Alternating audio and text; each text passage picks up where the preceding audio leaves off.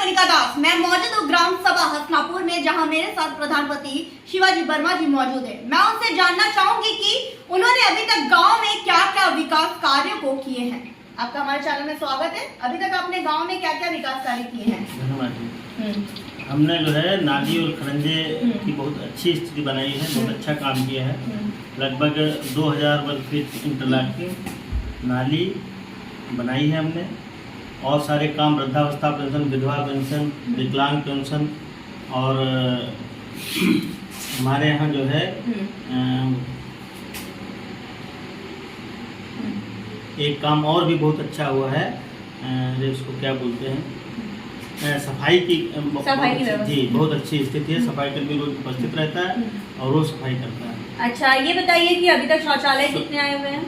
लगभग 350 शौचालय हमने बनवाए हैं। अच्छा। जो पूरी तरीके से परफेक्ट बने हुए हैं। अच्छा। उनका उपयोग भी हो रहा है। अच्छा, और आवास हमारे यहाँ 51 की सूची है, जिसमें लगभग 22 बिल्कुल कंफर्म हो चुके हैं और उनकी प्रक्रिया भी पूरी हो गई, वो बन भी गए हैं। अच्छा, ये आपका सियासी सफर कब से शुरू हुआ है?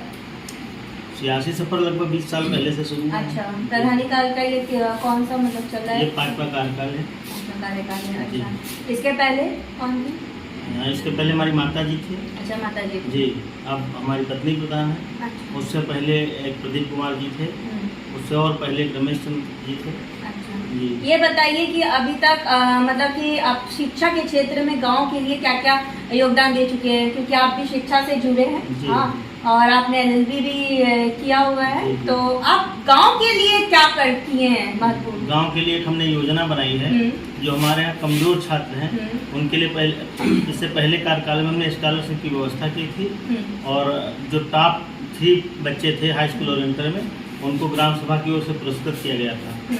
और एक हमने भविष्य के लिए योजना बनाई है, एक बहुत ही अच्छी लाइब्रेरी बनाने की योजना है, जिसमें उन बच्चों को लाभ मिलेगा जो बाहर कोचिंग वगैरह या ट्यूशन फीस नहीं भर सकते हैं और अच्छी शिक्षा उस शिक्षा से वंचित रह जाते हैं। उनके लिए हम एक लाइब्रेरी बनाने की व्यवस्था कर रहे हैं, योजना बनाई है हमने, पूरी तरीके से तैयार है वो, और बहुत ही जल्दी उसको धरातल पर उतारा जाएगा, क्रियान्वित किया जाएगा, जिससे वो जो कंपटीशन की तैयारी कर रहे हैं बच्चे, वो अच्छी शिक्षा प्राप्त कर सकें। स्वास्थ्य के क्षेत्र में कुछ खास कदम आपने उठाए? स्वास्थ्य के क्षेत्र में मैम हमारे यहाँ जो है एक एनम सेंटर बना हुआ है, लेकिन अभी उसका लोकार्पण नहीं हो पाया है। हमने अधीक्षक महोदय से बात भी की है, तो उन्होंने उसको कहा है कि शीघ्र ही सुविधाएं मुहैया कराएंगे आपके गाँव में, लेकिन अभी उसका लोकार्पण नहीं हुआ है। अच्छा, अभी लोकार्पण नहीं हुआ है। अच्छा, आवारा पशुओं की कुछ यहाँ पे? नहीं, हमारे यहाँ आवारा पशुओं की कोई समस्या नहीं है। समस्या नहीं है, क्योंकि हमारे यहाँ बगल में कहली में एक बना हुआ है, वो गौशाला बनी हुई है। तो यहाँ से जितने जानवर होते हैं घूमते हुए हमारा दिखाई पड़ते हैं, तो हम लोग पकड़ के उसको वहीं पर दे आते हैं।